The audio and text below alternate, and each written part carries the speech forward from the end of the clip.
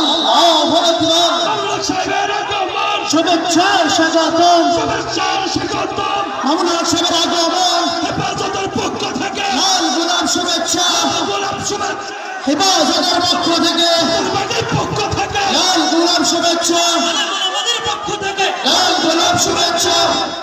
নারায়ে তাকবীর।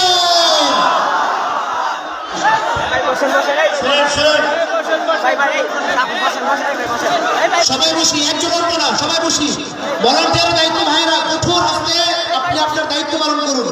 মেহেরবানি করে স্বেচ্ছাসেবকের দায়িত্বে যারা রয়েছেন আমাদের স্টেজের ডান এবং বামে, একজন মুসল্লি যেন কোনো ধরনের লড়াচড়া করতে না পারে, আপনারা কঠোরভাবে তা নিয়ন্ত্রণ করুন। শোনেন, আলোচনা চলছে। মোহতরম দোস্ত বুজুর্গ ভাই, শোনেন, মুসা আলাইহিস সালাতু ওয়াস সালামের কওমরা যখন নদীর পাড়ে আসলেন, মুসা আলাইহিস সালামকে বলেছিলেন ইন্না লা মুদরাকুন, হে মুসা আমরা তো ধরা খাইছি। আপনারা আমার কথা বুঝেন, একটু আওয়াজ বন্ধ করেন। হযরত মাওলানা মামুনুল হক সাহেব দামান বরকাতুহু তশরিফ এনেছেন, হযরত কথা বলবেন, আমি শেষ করে দিচ্ছি। মুসা আলাইহিস সালাতু ওয়াস সালাম কওমদেরকে বললেন, তোমরা তোমাদেরকে এত ঈমান তাজা করলাম, তোমরা বুঝবে না?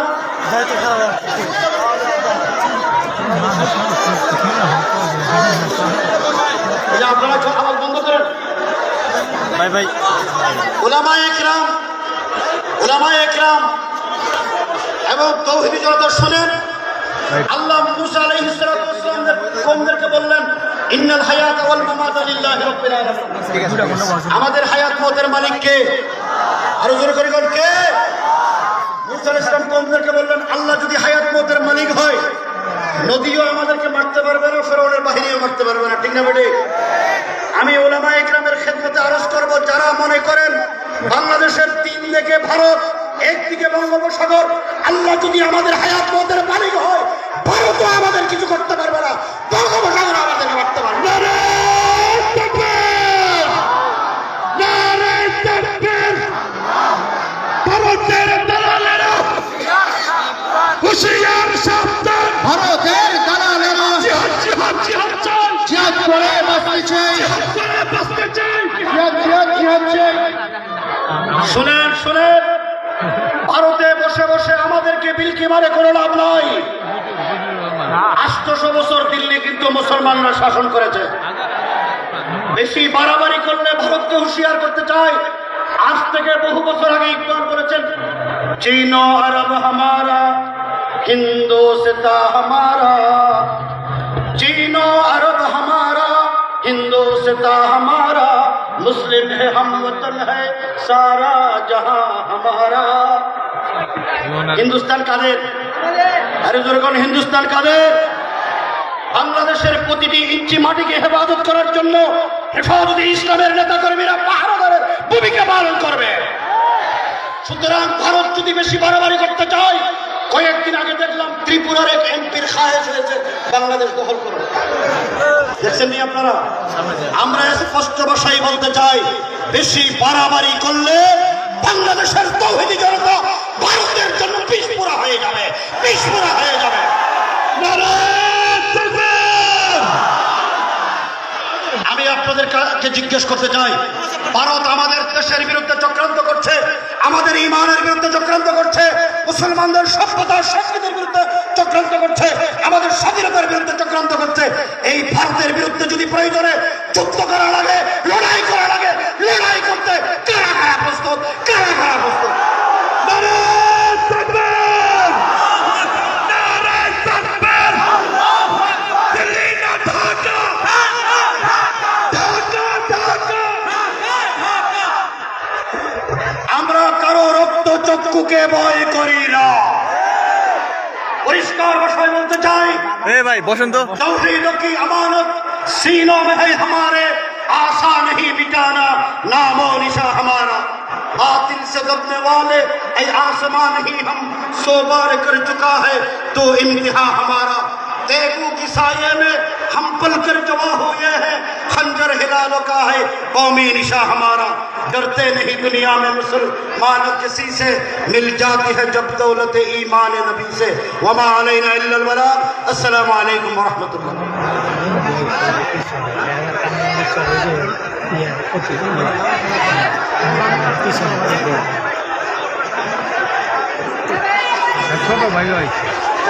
আলহামদুলিল্লাহ, এতক্ষণ পর্যন্ত আপনাদের সামনে দৃঢ় কণ্ঠে বক্তব্য পেশ করলেন হেফাজত ইসলাম বাংলাদেশ এর কেন্দ্রীয় যুগ্ম মহাসচিব হযরত মাওলানা আজিজুল হক ইসলামাবাদী।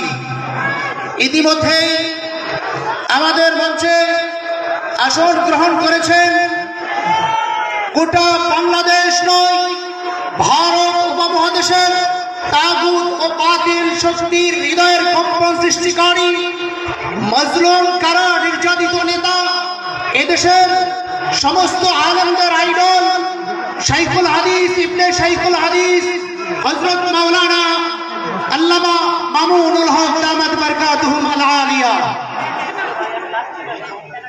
আজকের হাজারীবাগের এই ময়দান তাওহীদি জনতার পদভরে 16 কলায় পরিপূর্ণ। অল্প কিছুক্ষণের মধ্যে হযরত বক্তব্য পেশ করবেন। হযরতের আগে হেফাজত ইসলাম বাংলাদেশ কেন্দ্রীয় মহানগর নেতা হযরত মাওলানা ফখরুল ইসলাম দামাত বারকাতুহুম আল আলিয়া তিনি সংক্ষিপ্ত আকারে বক্তব্য পেশ করবেন। আমি হযরত মাওলানা ফখরুল ইসলাম সাহেবকে বক্তব্য পেশ করার জন্য সবিনয় অনুরোধ করছি। আসসালামু আলাইকুম ওয়া রাহমাতুল্লাহি ওয়া বারাকাতুহু।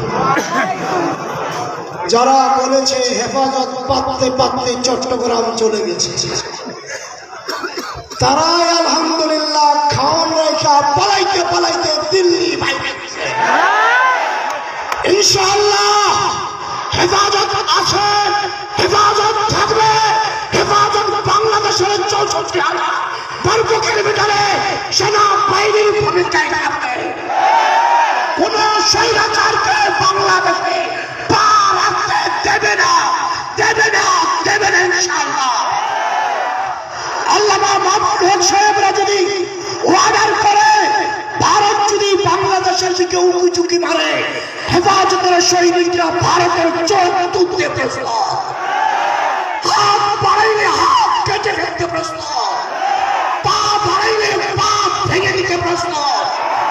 আল্লামা মামুনুল হক সাহেব যদি চান রাখেন নাস্তিক স্বৈরাচারদের বিরুদ্ধে আন্দোলন করতে হবে।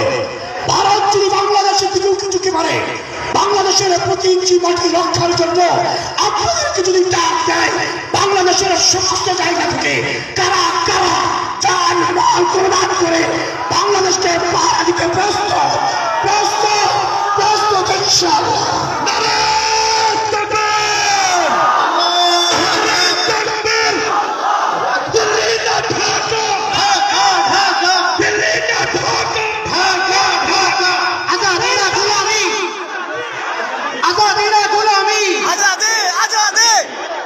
সম্মানিত উপস্থিতি,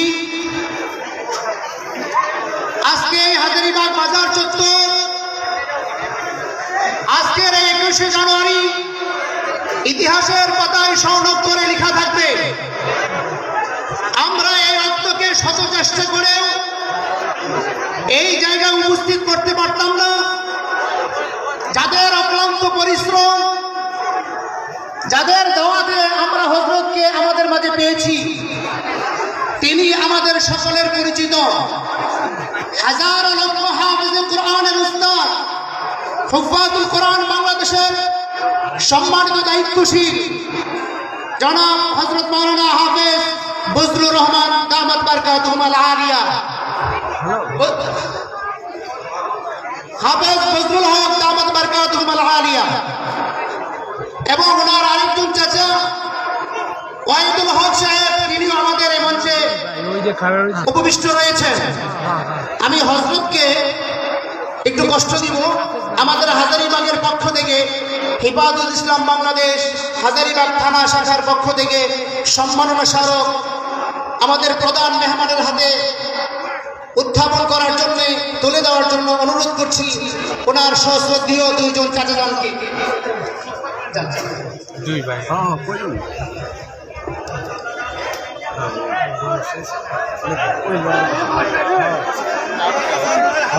মারহাবা। বন্ধ করো ভাই না দিলু যাও সর এই পর্যায়ে আমরা পাই না বক্তব্য পেশ করবেন না আমাদের কাছে হাজারো লক্ষ ওলামায়ে কেরামের আমাদের কাছে গেছে হৃদয়ের বন্ধন, আমরা গেছি মজলুম কারা নির্যাতিত নেতা, ফ্যাসিস্ট সরকারের জুলুমের শিকার না না হাজারো ছাত্রের উস্তাদ শাইখুল হাদিস ইবনে শাইখুল হাদিস হযরত মাওলানা মামুনুল হক দামাত বারকাতুহুম আল আলিয়া,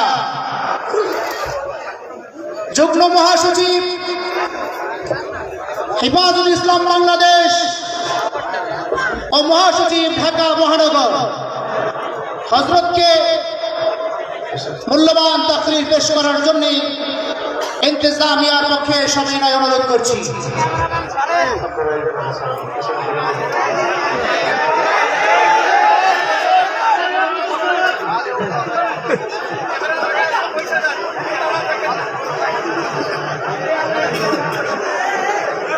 السلام عليكم ورحمة الله. إن الحمد لله نحمده ونستعينه ونستغفره ونؤمن به ونتوكل عليه ونشهد أن لا إله إلا الله وحده لا شريك له ونشهد أن سيدنا ومولانا محمدا عبده ورسوله صلى الله تعالى عليه وعلى آله وأصحابه وبارك وسلم تسليما كثيرا. أما بعد فأعوذ بالله من الشيطان الرجيم. بسم الله الرحمن الرحيم. الذين إن مكناهم في الأرض أقاموا الصلاة وآتوا الزكاة وأمروا بالمعروف ونهوا عن المنكر ولله عاقبة الأمور. بارك الله لنا ولكم في القرآن العظيم ونفعنا وإياكم بالآيات والذكر الحكيم. اللهم صل على محمد وعلى آل محمد كما صليت على إبراهيم وعلى آل إبراهيم إنك حميد مجيد. اللهم بارك على محمد وعلى آل محمد كما باركت على إبراهيم وعلى آل إبراهيم إنك حميد مجيد. محترم হযরত সভাপতি, উপস্থিত হযরত উলামায়ে কেরাম, সম্মানিত বয়োজ্যেষ্ঠ আমার মুরব্বী সাহেবান, সমবেত ইসলাম প্রিয়, কোরআন প্রেমিক, নবী প্রেমিক, তৌহিদি মুসলমান ভাই ও বন্ধুগণ, মঞ্চে উপবিষ্ট আছেন আমার মোহতারাম আম্মে মোহতারাম মোহতারামুল মাকাম জনাব হাফেজ বজলুল হক হাফিজাহুল্লাহ, এবং আমার একজন চাচা জনাব ওয়াহিদুল হক সাহেব, যারা আপনাদের এই হাজারীবাগ এলাকার অধিবাসী, মূলত তাদের নির্দেশেই আজকে আপনাদের সাথে আমার এই সাক্ষাৎ এবং আজকের এই আয়োজন। আল্লাহ পাক রব্বুল আলামিন আমাদের পুরাতন ঢাকার এই ঐতিহ্যবাহী অঞ্চলকে ইসলামের ঘাঁটি হিসেবে অতীতের মতো ভবিষ্যতে আল্লাহ হেফাজত করেন।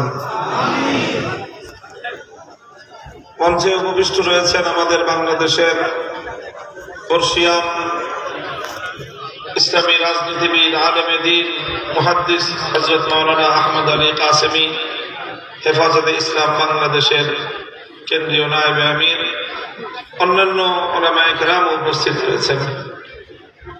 যতদূর পর্যন্ত মাইকের আওয়াজ পৌঁছতেছে, এলাকাবাসী, ঘরে উপবিষ্ট আমার মা বোনেরা,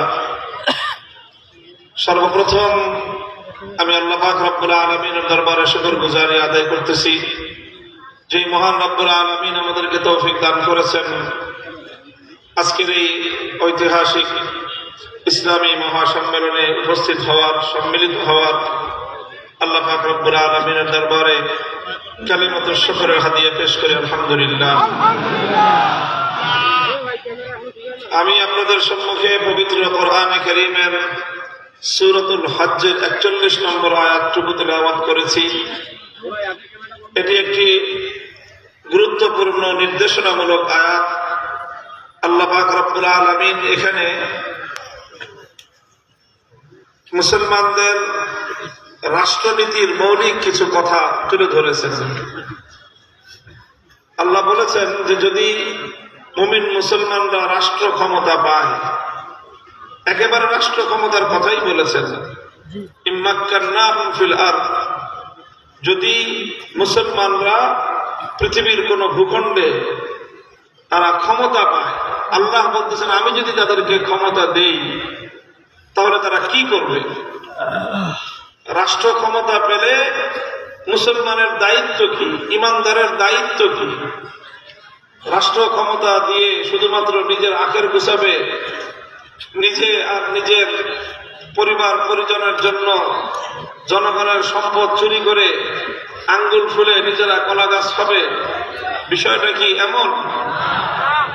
নাকি শুধুমাত্র তারা জনগণের বাহ্যিক উন্নয়নের জন্য কাজ করবে, রাস্তাঘাট, ব্রিজ, কালভার্ট, অর্থনৈতিক উন্নতি, সেগুলো শুধুমাত্র এই কাজই করবে? না, মুমিন মুসলমানরা রাষ্ট্র ক্ষমতা পেলে তাদের আরো কিছু কাজ আছে।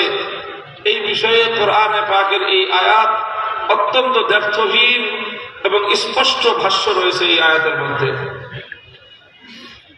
মুহতারাম হাজরিন, আল্লাহ পাক রব্বুল আলামিন বলেন, আল্লাযীনা ইম্মাক্কান্নাহুম ফিল আরদি আকামুস সালাতা ওয়া আতাউয যাকাতা ওয়া আমারু বিল মারুফি ওয়া নাহাউ আনিল মুনকার। যদি ঈমানদার যারা তারা রাষ্ট্র ক্ষমতা পায়, আল্লাহ যদি তাদেরকে ক্ষমতা দেন, এখানে আল্লাহ উল্লেখ করেছেন বিশেষভাবে যে তারা 4টি কাজ করবে। কয় কাজ? 4 কাজ তারা করবে। 1 নম্বর কাজ হলো আকামুস সালাত, তারা রাষ্ট্রের মধ্যে নামাজ কায়েম করবে। গোটা রাষ্ট্রের মধ্যে, রাষ্ট্রের সকল মুসলিম নাগরিকদের মধ্যে সালাত এবং নামাজ তারা কায়েম করবে। এটা হলো রাষ্ট্রের প্রথম দায়িত্ব। সর্বপ্রথম আল্লাহ পাক রব্বুল আলামিন নামাজ কায়েম করার কথা বলেছেন। এটা খুবই তাৎপর্যময় একটা নির্দেশ। নামাজ কায়েম করার কথা কেন বললেন? কারণ রাষ্ট্রের অন্য যত কাজ আছে, জনগণের উন্নতি, অর্থনৈতিক উন্নতি, নানা ধরনের রাষ্ট্রীয় যত উন্নয়ন, যত কাজ আছে, এই সব কিছুর আগে নামাজ কায়েম করার কথা এজন্যই বলা হয়েছে, কারণ যদি রাষ্ট্র তার জনগণের মধ্যে যথাযথভাবে নামাজ কায়েম করতে পারে, তাহলে অন্য সব কাজের জন্য এটা সহায়ক হবে এবং অন্য সব কাজ সহজ হয়ে যাবে। কিভাবে সহজ হবে? দেখেন, খলিফাতুল মুসলিমিন ওমর ফারুক রাদিয়াল্লাহু তাআলা আনহু পৃথিবীর ইতিহাস যাকে জাতি, ধর্ম, বর্ণ নির্বিশেষে সর্বকালের সর্বযুগের অন্যতম সফল রাষ্ট্রনায়ক হিসেবে স্বীকৃতি দিয়েছে। অর্ধ জাহানের খলিফা ছিলেন তিনি, দিগ্বিজয়ী মহাবীর সেই হযরত ওমর রাদিয়াল্লাহু আনহু তিনি কিভাবে রাষ্ট্র পরিচালনায় এমন সাফল্য অর্জন করেছিলেন হযরত ওমর রাদিয়াল্লাহু আনহুর জীবনীতে পাওয়া যায়। তিনি তার রাষ্ট্রের যত গভর্নর ছিলেন, যত প্রশাসক ছিলেন বিভিন্ন প্রদেশের, তাদেরকে লক্ষ্য করে একবার একটা ফরমান প্রেরণ করলেন, ইন্না আহাম্মা উমুরিকুম ইনদি আস-সালাহ ফামান হাফিজাহা ফাহুয়া লিমা সিওয়াহা আহফাজ ওয়া মান দাইয়াহা ফাহুয়া লিমা সিওয়াহা আদিয়াউ। হযরত ওমর তার সকল প্রশাসক, গভর্নর, রাষ্ট্রের আমলাদেরকে চিঠি লিখলেন যে দেখো, আমার নিকট তোমাদের সবচেয়ে গুরুত্বপূর্ণ দায়িত্ব হলো নামাজ কায়েম করা। সবচেয়ে গুরুত্বপূর্ণ কাজ হলো নামাজ কায়েম করা। যেই শাসক সে তার নামাজকে সুন্দরভাবে কায়েম করবে, যেই শাসক তার এলাকায় সুন্দরভাবে নামাজ কায়েম করবে, তার সব কাজ সুন্দরভাবে পরিচালিত হবে। আর যে নামাজকে ধ্বংস করবে, সেই শাসক অন্যান্য সব জায়গায় সে অপকর্ম করবে, দুর্নীতি করবে, সম্পদ চুরি করবে, জনগণের উন্নয়ন করতে সে ব্যর্থ হবে। এটা হযরত ওমর রাদিয়াল্লাহু তাআলা আনহুর নির্দেশনা ছিল। যদি নামাজ কায়েম করা হয়, সব কিছুর উপরে সুপ্রভাব পড়বে।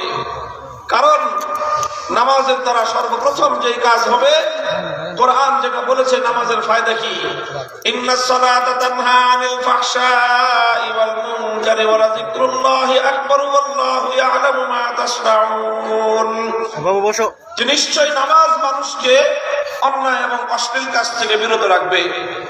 তো যখন নামাজ কায়েম করা হবে রাষ্ট্রীয়ভাবে, রাষ্ট্রের সকল কর্মকর্তা, সকল রাজনৈতিক নেতা, প্রশাসনিক সকল কর্মকর্তা, সকল জনগণের মধ্যে যখন নামাজ পরিপূর্ণভাবে কায়েম হবে, তখন আলহামদুলিল্লাহ এ কথা দায়িত্বহীন ভাবে বলা যায়, সেই দেশের জনগণ এবং সেই দেশের প্রশাসনিক কর্মকর্তা এবং নেতৃবৃন্দের নৈতিকতার মান উন্নয়ন হবে। নীতি নৈতিকতার মান উন্নয়ন যখন হবে, দুর্নীতি আপনা আপনি কমে যাবে। ব্রিজ নির্মাণ করার ক্ষেত্রে রডের পরিবর্তে বাঁশ দেওয়ার মাত্রা এমনি কমে যাবে। রাস্তাঘাট নির্মাণ করার সময় যত দুর্নীতি হয়, টেন্ডারবাজি যারা করে, তারা টেন্ডার নিয়ে তারা 100 ভাগের জায়গায় 80% টাকা নিজেরা ভোগ করে, ঘুষ দেয়, নিজেরা খায়। 20% টাকা দিয়ে কোন রকম জনগণের কাজ হয়। 10 বছরের জন্য যে রাস্তা নির্মাণ করা হয়েছে, 10 মাস পরে দেখা যায় সেই রাস্তা নষ্ট হয়ে গেছে। 10 বছরে সেই রাস্তাটা 10 বার নির্মাণ করতে হয়। 10 গুণ, 12 গুণ, 14 গুণ, 15 গুণ টাকা একটা রাস্তায় নির্মাণে ব্যয় হয়। এর মূল কারণ মানুষের মধ্যে সততা নাই। জনগণের সম্পদ ভক্ষণ করার ক্ষেত্রে, রাষ্ট্রীয় সম্পদ অপচয় করার ব্যাপারে মানুষের মধ্যে আল্লাহর ভয় থাকে না। নামাজ সর্বপ্রথম যেই কাজ করবে, মানুষের মধ্যে আল্লাহর ভয় সৃষ্টি করবে, অন্যায় এবং অশ্লীল কাজ সমাজ থেকে বন্ধ করে দিবে। এই কাজ যখন প্রথম করা হবে, তখন 1 কোটি টাকা দিয়ে যেই পরিমাণ উন্নয়ন হবে, দুর্নীতিবাজ প্রশাসনিক কর্মকর্তাদের দ্বারা 100 কোটি টাকা দিয়ে উন্নয়নের সেই কাজ হবে না। এই জন্যই আল্লাহর কোরআন বলেছে, আল্লাযীনা ইম্মাক্কান্নাহুম ফিল আরদি আকামুস সালাহ। তাদের সর্বপ্রথম কাজ হলো নামাজ কায়েম করবে। 2 নম্বর কাজ হলো ওয়া আতামুজ যাকাহ। তারা যাকাত ব্যবস্থা প্রতিষ্ঠা করবে, সমাজের মধ্যে যাকাত বাস্তবায়ন করবে। যাকাত বাস্তবায়ন করার রাসূল আকরাম সাল্লাল্লাহু আলাইহি ওয়াসাল্লামের যে মূলনীতি, তুখাযু মিন আগনিয়াহিম ওয়া তুরাদ্দু আলা ফুকারাহিম। রাষ্ট্রের ধনী মানুষের কাছ থেকে যাকাত গ্রহণ করা হবে, আবার যেই এলাকার ধনীদের কাছ থেকে যাকাত গ্রহণ করা হলো, সেই এলাকার দরিদ্রদের মধ্যেই সেই যাকাতের টাকা বন্টন করে দেওয়া হবে। এইভাবে যদি যাকাত বন্টন করা হয়, এটা অত্যন্ত আস্থার সঙ্গে কথা বলা যায়।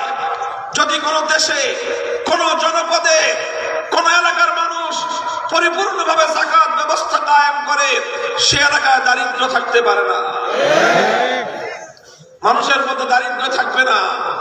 মানুষ সকলেই স্বাবলম্বী হবে, সকলেরই অর্থনৈতিক অভাব দূর হবে। যাকাত ব্যবস্থা মানুষের মধ্যে অর্থনৈতিক ভারসাম্য প্রতিষ্ঠা করে। মুহতারাম হাজিরিন, যাকাত ব্যবস্থা যদি বাস্তবায়ন না হয় তাহলে সমাজের মধ্যে ক্লাস তৈরি হয়, সমাজের মধ্যে ধনী দরিদ্রের মধ্যে ভেদাভেদ তৈরি হয়। যাকাত ব্যবস্থা কায়েম না হলে ধনী আর গরিব পরস্পর একে অপরের শত্রুতে পরিণত হয়। বলবেন ধনী গরিব একসাথে যাকাত ব্যবস্থা না থাকলে কিভাবে শত্রুতে পরিণত হয়? মুহতারাম হাজিরিন, যাকাত ব্যবস্থা এটা আল্লাহ পাক রব্বুল আলামিনের একটা প্রাকৃতিক সিস্টেম, এর একটা প্রাকৃতিক নিজাম। এই নিজাম বাস্তবায়ন না হলে সমাজের মধ্যে তার বিরূপ প্রতিক্রিয়া তৈরি হবে। যাকাত ব্যবস্থাটা কেমন? আল্লাহ পাক রব্বুল আলামিন প্রত্যেক জনপদের মানুষের জন্য, প্রত্যেক এলাকার মানুষের জন্য যেই পরিমাণ সম্পদের প্রয়োজন, তাদের প্রয়োজন পূরণ করার জন্য, তাদের মৌলিক চাহিদা পূরণ করার জন্য যেই পরিমাণ সম্পদের প্রয়োজন, আল্লাহ পাক রব্বুল আলামিন প্রতিটি জাতির মধ্যে সেই পরিমাণ সম্পদ দিয়েই আল্লাহ পাক মানুষকে সৃষ্টি করেন। এটাই হলো আল্লাহ পাকের নিজাম। তবে আল্লাহ পাকের একটা নিজাম হলো এই যে আল্লাহ পাক রব্বুল আলামিন সম্পদ প্রত্যেক ব্যক্তির হাতে দেন না, সম্পদ প্রত্যেক ব্যক্তির হাতে দেন না, বরং আল্লাহ পাক রব্বুল আলামিন সবার জন্য প্রয়োজনীয় সম্পদটুকু, সবার চাহিদা পূরণ করার সম্পদটুকু আল্লাহ পাক কিছু মানুষের কাছে বেশি দিয়ে দেন, আর তাদেরকে দায়িত্ব দেন যে এই সম্পদ সকলের কাছে যেন পৌঁছে যায়। আমি একটা দৃষ্টান্ত দেই যে আপনারা লক্ষ্য করবেন, এই যে বিভিন্ন কাজকর্মের জন্য কামলা নিয়োগ করা হয় না, কামলা, আপনি বাড়ি বানাবেন কামলার দরকার, রাস্তা বানাবেন কামলার দরকার, মাটি কাটবেন কামলার দরকার, বিল্ডিং বানাবেন কামলার দরকার। কথা বলেন ঠিক না বেঠিক? তো আমাদের দেশে ঢাকায় কামলা কিভাবে নিয়োগ করা হয়? আপনার মনে করেন হঠাৎ কাজ লাগছে, এখন আপনার 20 জন 30 জন কামলা দরকার, আপনি হঠাৎ করে 30 জন কামলা পাবেন কোথায়? কামলাদের সিস্টেম হলো, কামলাদের সর্দার থাকে। কি থাকে? সর্দার থাকে। এক একজন সর্দারের আন্ডারে 500, 700, 1000, 2000 কামলা কাজ করে। আপনি খালি সর্দারের কাছে ফোন দিবেন যে ভাই কালকে তো আমার 30টা কামলা লাগতো। সর্দার বলল ঠিক আছে, সময় মতো সাইটে চলে যাবে। দেখবেন আপনার কোনো টেনশন নাই, সকালবেলা 30 জন কামলা আপনার বাড়িতে পৌঁছে গেছে। কথা বলে ঠিক কিনা? এই যে সর্দার আপনার বাড়িতে 30 জন কামলা দিল, আরেকজন বলছে আমার তো 40 জন দরকার, তাকে 40 জন দিছে, আরেকজনকে 50 জন দিয়েছে। এইভাবে 10 জায়গায়, 15 জায়গায়, 20 জায়গায় সে এই কামলা বন্টন করে দিয়েছে। 500 কামলা সে বন্টন করে দিল, 20 জায়গায় সে বন্টন করে দিল। কামলাদের বিল দেওয়ার নিয়ম হলো যে প্রত্যেক কামলাকে 1 কামলার বিল দিতে হয়, আর সর্দারের জন্য আরেক কামলার অতিরিক্ত বিল দিতে হয়। যদি 20 জন কামলা নেন, বিল দেওয়া লাগবে 21 জনের। 20 জনেরটা 20 জন পাবে, আর এক কামলার বিল কে পাবে? সর্দার পাবে। 30 জন নিলে 30 জন কামলা কাজ করলে বিল দিতে হবে কত জনের? 31 জনের। 30 জনের কামলার বিল 30 জন পাবে, আর এক কামলার বিল সর্দার পাবে। তো কামলা যারা, তারা কিন্তু সারাদিন কাজ করবে, সর্দার কিন্তু কাজ করবে না। সর্দার কাম করে? সর্দার মাটি কাটে? সর্দার এই মাটির টুকরি মাথায় নেয়? সর্দার কিছুই করে না। সর্দার খালি কোটটাই পরে, অথবা সে মার গলার মধ্যে মাফলার পেঁচায় সব সাইডে 1 মিনিট 2 মিনিট 5 মিনিট একটা চক্কর দিয়ে এই কাজ ঠিক মতো করবে, খবরদার। ওখানে গিয়ে 1 কাপ চা খায়, আপনার সর্দারের কাজ শেষ। আর সন্ধ্যাবেলায় যাবে মালিকের কাছ থেকে বিল নেওয়ার জন্য। সবার কাছ থেকে বিল নিল। বিল নেওয়ার পর দেখা গেল যে সর্দার 20 জায়গায় কামলা দিছে, অথচ সে কিন্তু কাজ করে নাই। তো এই সর্দার পাবে কয়টা বিল জানেন? 20 কামলার বিল। যদি 1000 টাকা করে হয় 1 কামলার বিল, তো কামলারা সারাদিন কষ্ট করে, খাম ঝরায়, মেহনত করে, মাটি কেটে তারা পাবে 1000 টাকা করে, আর সর্দার একলা পাবে 20,000 টাকা। কথা বলেন ঠিক না বেঠিক? এটা নিয়ে কিন্তু কামলারও আপত্তি করে না যে সর্দার আপনি কাম করেন নাই, আপনি 20,000 টাকা পাইলেন, আর আমরা সারাদিন কাম করলাম, আমরা পাইলাম 1,000 টাকা। কোনোদিন কোনো কামলা কি করে না, আপত্তি করে না। বরং এই কামলার সর্দার সব টাকাগুলো নিয়ে প্রত্যেক কামলাকে যার যার পাওনা বুঝাই দেয়, নিজের 1,000 টাকা নিজের পকেটে রেখে দেয়। 20 জায়গার থেকে 1,000 টাকা করে নিজের পকেটে রাখতে রাখতে সবাই যায় 1,000 টাকা করে নিয়ে বাড়িতে, আর সর্দার যায় 20,000 টাকা নিয়ে বাড়িতে। এটা একটা সিস্টেম। এর আপনি যদি প্রশ্ন করেন, অভিযোগ করেন, কোন কামলা যদি অভিযোগ করে যে না সর্দার তুমি 20,000 টাকা নিতেছো, এটা ঠিক না, তাহলে পরের দিন দেখা যাবে ওই কামলার কাম নেই। তুই তো কালকে 1,000 টাকা পাইতে, আজকে তোর 1,000 টাকাও নাই। এই জন্য কোনো কামলা সরকারি সিস্টেমের উপর অভিযোগ করে না, কারণ সরকার ঠিক থাকলে তার কাম ঠিক থাকবে।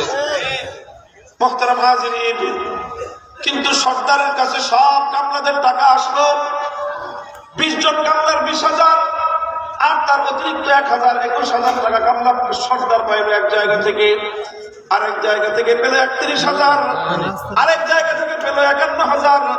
এইভাবে 500 কামলার বিল সে 5 লক্ষ টাকা পাইল। 5 লক্ষ টাকা পাওয়ার পর সর্দার যদি মনে করে এই সম্পূর্ণ টাকা আমার, সব টাকা আমার, 5 লক্ষ টাকা মালিকরা তো সর্দারের হাতেই দিল, এখন সে যদি 500 কামলার হক মেরে 5 লক্ষ টাকা নিজের একক অধিকার মনে করে সে যদি সবগুলো টাকা নিয়ে বাড়িতে চলে যায়, একদিন, 2 দিন, 3 দিন পর কামলারা লাঠি লিয়ে খুঁজবে সারা সর্দার কই। কথা বলেন ঠিক না বেটি?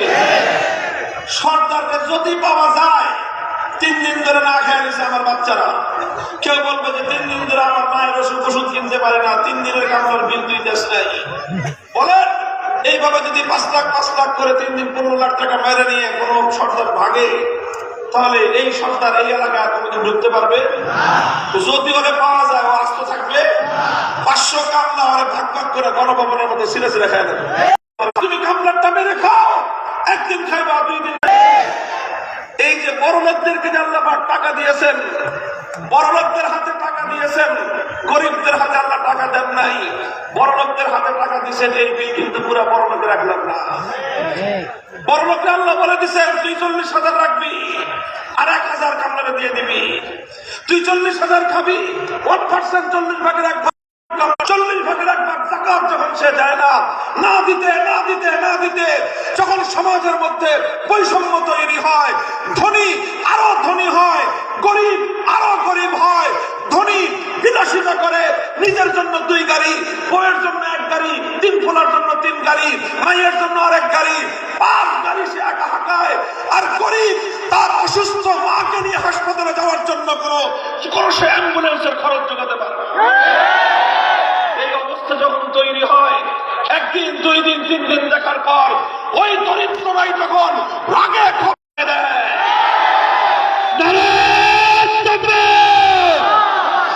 আল্লাহু আকবার, দুর্নীতিবাজের আস্তানা ভেঙে দাও, গুড়িয়ে দাও, ফ্যাসিবাদের আস্তানা। মুহতারাম হাজিরিন, الذين إن مكناهم في الأرض أقاموا الصلاة وآتوا الزكاة وأمروا بالمعروف ونهوا عن المنكر। আল্লাহর কোরআনের জন্যই বলেছে ইমানদাররা যদি রাষ্ট্র ক্ষমতা পায়, সর্বপ্রথম সেই রাষ্ট্র ক্ষমতা প্রয়োগ করে রাষ্ট্রের মধ্যে তারা নামাজকে বাধ্যতামূলক করবে, নামাজকে তারা কায়েম করবে। 2 নম্বর কাজ হলো তারা সমাজের মধ্যে অর্থনৈতিক ভারসাম্য আনয়নের জন্য আল্লাহর পক্ষ থেকে প্রদত্ত যাকাতের বিধানকে তারা বাস্তবায়ন করবে। 3 নম্বর কাজ আমারু বিল মারুফ, তারা জনগণকে সৎ কাজের আদেশ দিবে। 4 নম্বর কাজ হলো ওয়ানাহা আনিল মুনকার, তারা জনগণকে অন্যায়, শরীয়ত নিষিদ্ধ, শরীয়ত বর্হিত কার্যকলাপ থেকে নিষেধ করবে, বাধা দিবে, তাদেরকে বারণ করবে। এই 4 কাজ করার পর রাষ্ট্রের উন্নয়ন করবে, রাস্তাঘাট নির্মাণ করবে, ব্রিজ কালভার্ট তারা তৈরি করবে, অর্থনৈতিক উন্নয়ন সাধন করবে, ব্যবসা বাণিজ্যের নিরাপদ পরিবেশ তৈরি করবে, জনগণের জানমালের নিরাপত্তা প্রতিষ্ঠা করবে, সব কিছু করবে। কিন্তু সবার আগে একটা ইসলামী মুসলমানরা যখন রাষ্ট্র ক্ষমতা পাবে তখন তারা এই 4 কাজ করবে। কথা পরিষ্কার? দেখেন কথা কিন্তু আস্তে আস্তে রাজনীতির ভিতরে ঢুকবে, আগের থেকে বুঝে রেখে। কথা কি জন্য বললাম এটা জানেন? কারণ আমাদের সমাজে কিছু মানুষ আছে হুজুরদের কাছ থেকে রাজনীতির কথা তাদের কাছে ভালো লাগে না। তারা হুজুরদের কাছ থেকে শুধু ওয়াজ শুনতে চায়। হুজুর নামাজের ওয়াজ করেন, রোজার ওয়াজ করেন, পর্দা পুশিদার ওয়াজ করেন, বাপমার হক ওয়াজ করেন, কবরের আযাবের ওয়াজ করেন, জাহান্নামের ওয়াজ করেন, সব কাহিনী কম, কিন্তু রাষ্ট্র কেমনে চলবে এই জায়গায় হাত দিয়ে না। কথা বলেন ঠিক কিনা? দেশ কি তার বাপের? এটা তারা চায়। আর আমরা যখন কথা বলি যেই সব হুজুররা রাজনীতিতে রাষ্ট্র ব্যবস্থায় আল্লাহর কোরআনের আদর্শের কথাগুলো বলতে আসে, তখন তারা তাদের কণ্ঠকে রুদ্ধ করে দেওয়ার চেষ্টা চালায়, কণ্ঠ স্তব্ধ করে দেওয়ার চেষ্টা চালায়। আমরাও বলি তোমরা আমাদের কণ্ঠ স্তব্ধ করার চেষ্টা করবে। আমরা আল্লাহর নামে শপথ করেছি, যতদিন এ দেহে প্রাণ আছে আল্লাহর কোরআনের রাজনৈতিক দর্শনগুলো আমরা বলেই যাব, বলতেই থাকবো। এতে জীবন থাকবে কি থাকবে না পরোয়া করবার সময় না।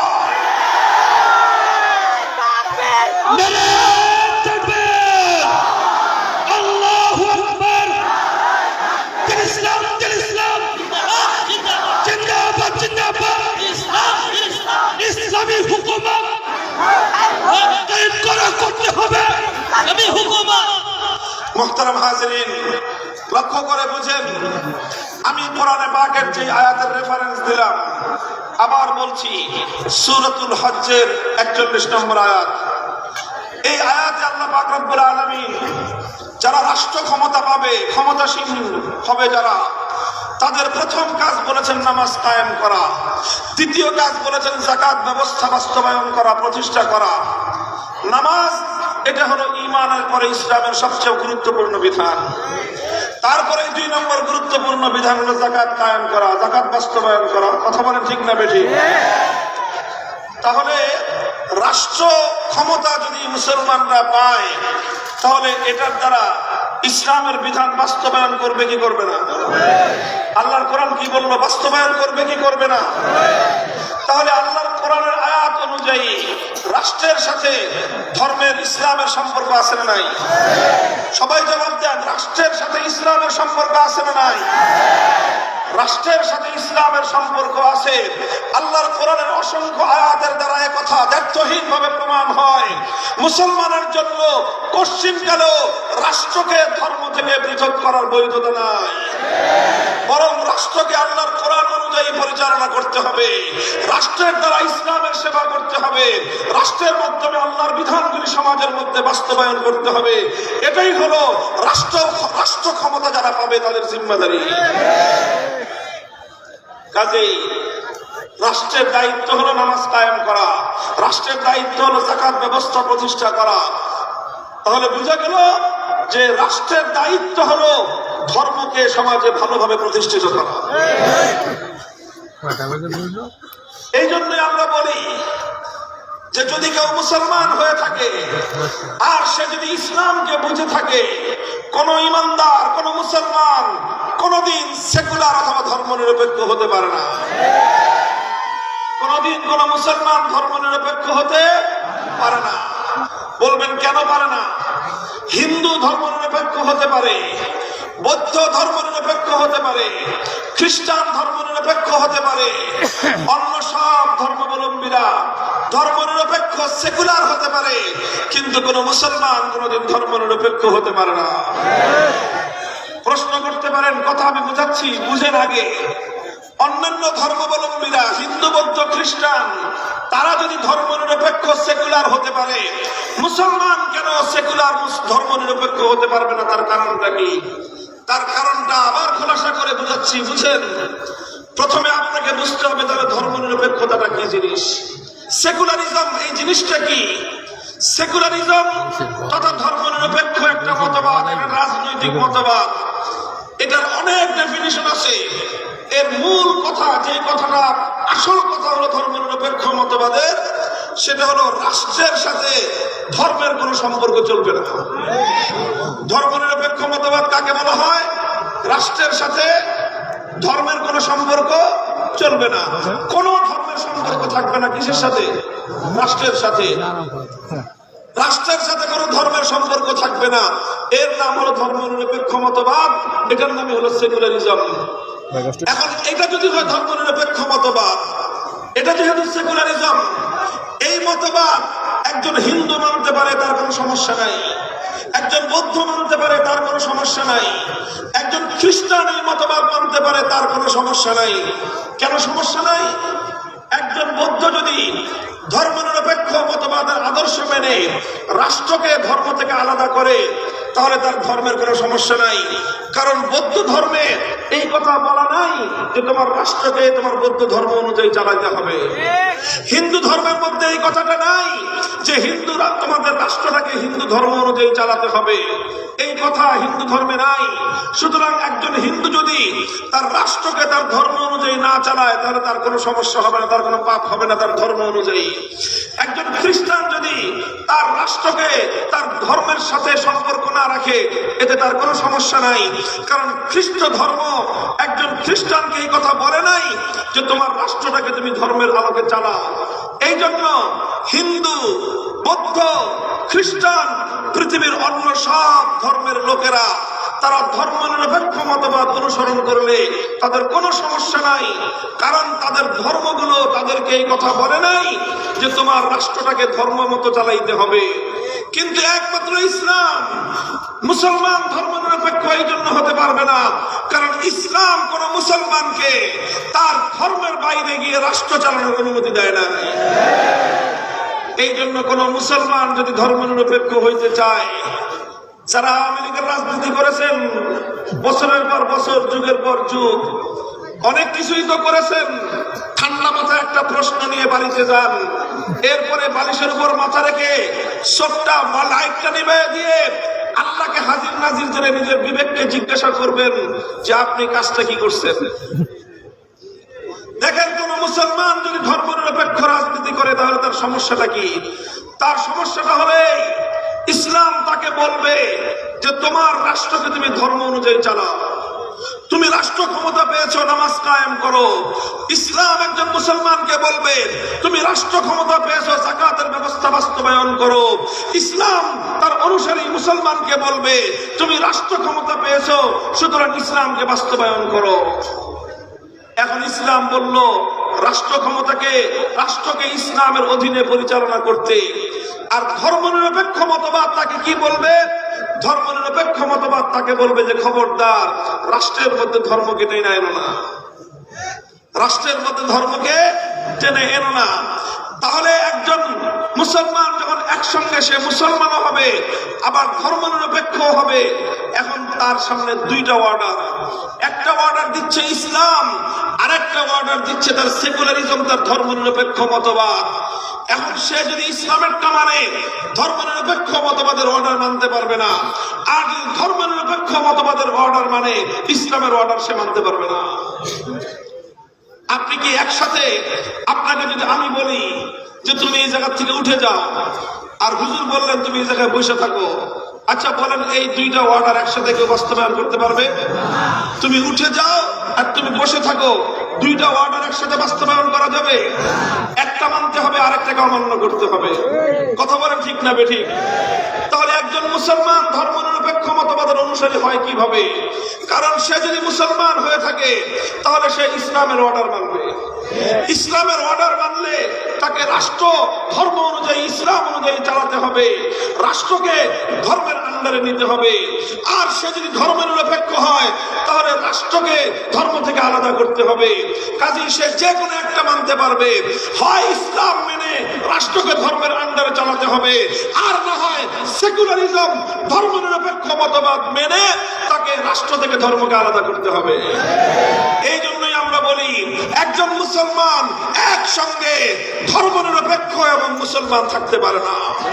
একজন মুসলমান এট এ টাইম, একই সময়ে ইসলাম এবং সেকুলারিজম অনুসরণ করতে পারে না।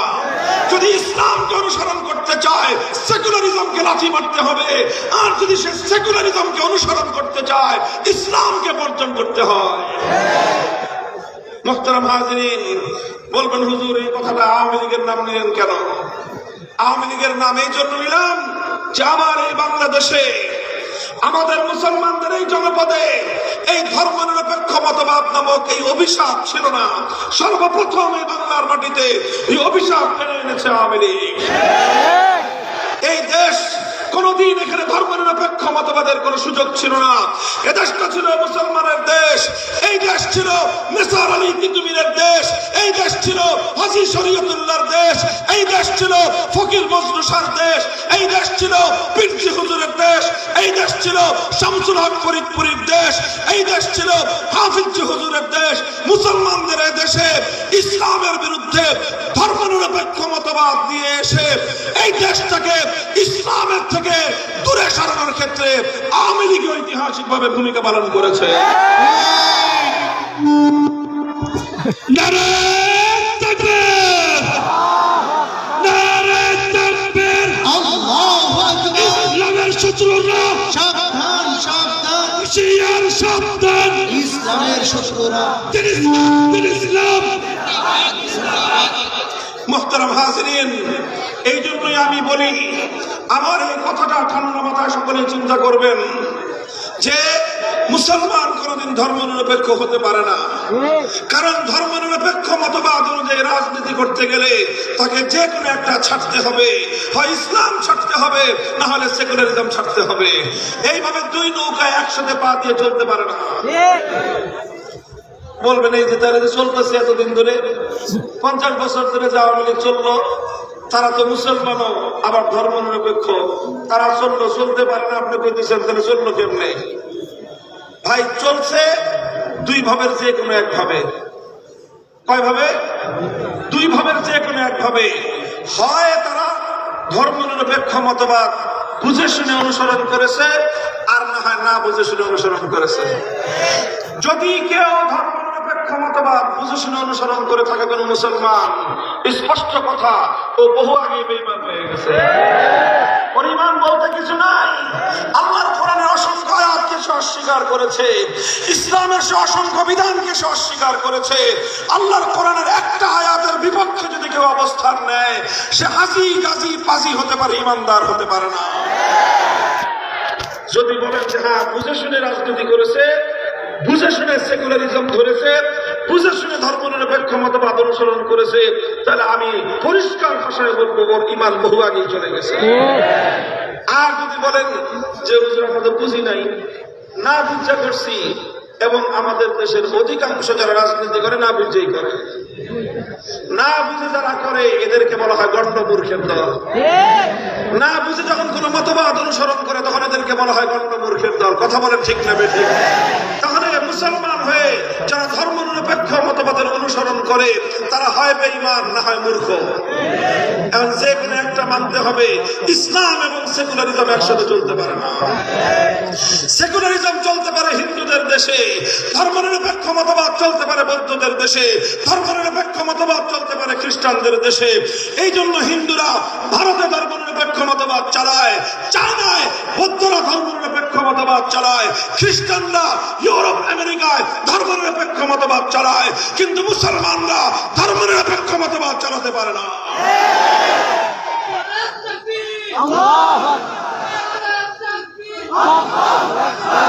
এতক্ষণ আমি বললাম ইসলামের দৃষ্টিকোণ থেকে, আল্লাহর কোরআনের আলোকে, যে কোরআনের আলোকে, ইসলামের আলোকে মুসলমানরা ধর্মনিরপেক্ষ মতবাদী হতে পারে না। এই কথাগুলো বলতেছি আওয়ামী লীগের যারা রাজনীতি করেন, শুধু আওয়ামী লীগের নাম বারবার নিতেছি, সঙ্গে বিএনপির কথা একটু ভালো করে বলে দেই, শুনেন। দেখেন, আমরা আমাদের দায়িত্ব শুধু কারো সঙ্গে খামাখা বিরোধে জড়ানো নয়। আমরা যখন মাহফিলের মঞ্চে বসি দলীয় রাজনীতি করি না। আমি দলীয় রাজনীতি করাটাকে মাহফিলের মঞ্চে ঠিকও মনে করি না। আমি আমার দলের কথা একবারও বলি নাই, বলছি এই পর্যন্ত। আমার দলের কথা আমি একবারও বলি নাই। হ্যাঁ, আমি ইসলামের রাজনীতির আদর্শের কথা বলবোই। আমি দলীয় রাজনীতির কথা বলবো না, কিন্তু আল কোরআনের রাজনীতির কথা আমাকে বলতেই হবে। আমি আমার দলের রাজনীতি রাজনীতির কথা বলবো না, কিন্তু ইসলামের রাজনীতির কথা আমাকে ইসলামের মঞ্চে বসে বলতেই হবে। তাফসীর করতে বসবো, আমাকে আল্লাহর কোরআনের ব্যক্তিগত জীবনের আদর্শ যেমন বলতে হবে, পারিবারিক নীতি যেমন বলতে হবে, ব্যবসায়িক নীতি যেমন বলতে হবে। আমি যদি আল্লাহর কোরআনের রাজনীতির কথা বলতে ভয় পাই, আল্লাহর কোরআনের তাফসীর করার কোনো অধিকার আমার নয়।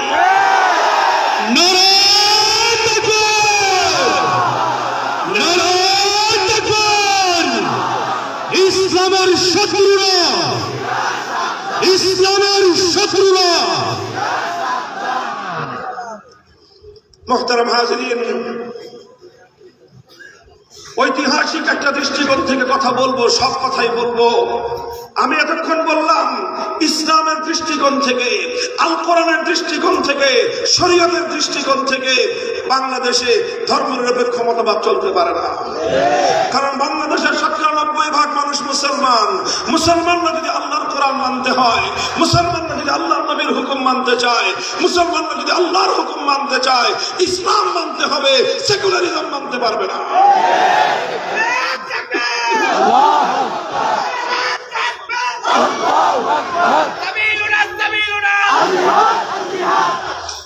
ঐতিহাসিক ভাবেও বাংলাদেশ ঐতিহাসিক কারণেও ধর্মনিরপেক্ষ হতে পারে না। বলবেন কেন? ঐতিহাসিক কি ভিত্তি আছে এই কথা? আমি বলবো ইতিহাসের ভিত্তি হলো এই। চলুন ইতিহাসের কিছু কথা আপনাদেরকে আমি শোনাই।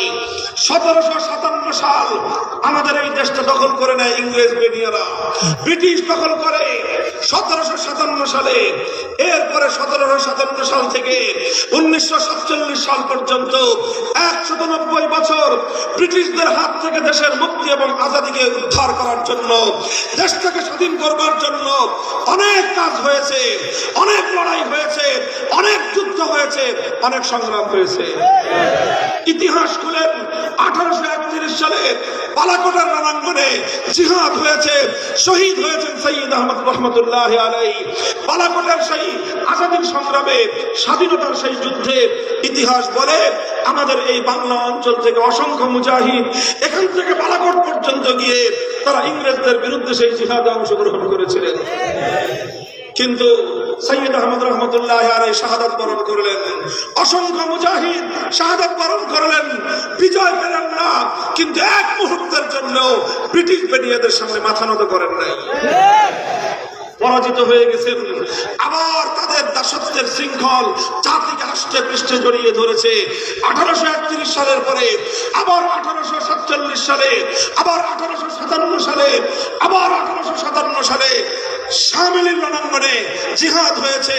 মুসলমানরা ইসলামী রাষ্ট্র গঠন করেছেন। হাজী ইমদাদুল্লাহ মুহাজির মক্কি আমিরুল মুমিনিন হয়েছেন। হুজ্জাতুল ইসলাম কাসেম নানুতুবি রহমতুল্লাহ আলাইহি প্রধানমন্ত্রী হয়েছেন। হাফেজ জামান শহীদ প্রধান সেনাপতি হয়েছেন। রশিদ আহমদ গাঙ্গুহি প্রধান বিচারপতি হয়ে ইসলামী রাষ্ট্র গঠন করে ব্রিটিশকে তারা তাদের এলাকা থেকে অবাঞ্ছিত ঘোষণা করে দিয়েছিলেন। এর প্রেক্ষিতে ব্রিটিশরা হামলা চালায়, যুদ্ধ হয় শামিলির রণাঙ্গনে। সেই যুদ্ধে অসংখ্য মুজাহিদ শাহাদাত বরণ করেন। প্রধান সেনাপতি হাফেজ জামান রহমতুল্লাহ আলাইহি শাহাদাত বরণ করেন। ১৮৫৭ সালেও মুসলমানরা পরাজিত হয়। পরাজয়ের পর সেখানেই মুসলমানদের রক্তক্ষরণ থেমে যায় নাই। ঘরে ঘরে তল্লাশি চালায় আলেম ওলামাদেরকে ধরে নিয়ে গিয়ে ফাঁসি কাস্টে ঝুলিয়ে গাছের মধ্যে ঝুলিয়ে রেখেছিল। ইংরেজ ঐতিহাসিকরা লিখেছে খাইবার থেকে দিল্লি পর্যন্ত ১৬ মাইল পথের রাস্তার দুপাশে হাজার হাজার গাছ, একটা গাছ এমন খুঁজে পাওয়া যায় নাই ১৮৫৭ সালের পরে যে গাছের মধ্যে কোনো আলেমকে ফাঁসি দিয়ে ঝুলিয়ে না রাখা হয়েছে। অসংখ্য আলেমকে জ্বলন্ত আগুনে পুড়িয়ে হত্যা করা হয়েছে। মহিষের চামড়ার মধ্যে আলেমদেরকে ভরে ভরে আগুনে পুড়িয়ে হত্যা করা হয়েছে, অথবা গঙ্গার খরস্রোতা গঙ্গার যমুনার পানিতে তাদেরকে ভাসিয়ে দেওয়া হয়েছে। কত আলেম শহীদ হয়েছে, ইতিহাস তার কোনো হিসাব জানে না। ঘরে ঘরে এতিম হয়েছে আলেমদের সন্তানেরা, ঘরে ঘরে বিধবা হয়েছে আলেমদের স্ত্রীরা, কোল খালি হয়েছে আলেমদের মায়েদের। সমস্ত কোরবানি, সব ত্যাগের কোরবানি আলেমরা স্বীকার করেছেন, কিন্তু ব্রিটিশদের সঙ্গে তারা আপোষ করেন নাই, মাথা নত করেন না। এরপরে ১৮৫৭ সালে যখন পারলেন না, ওনারা যুদ্ধের কৌশল চেঞ্জ করলেন। যুদ্ধের পর তারা যুদ্ধের কৌশল চেঞ্জ করে 1866 সালে দারুল উলুম দেওবন্দ নামক মাদ্রাসা প্রতিষ্ঠা করলেন।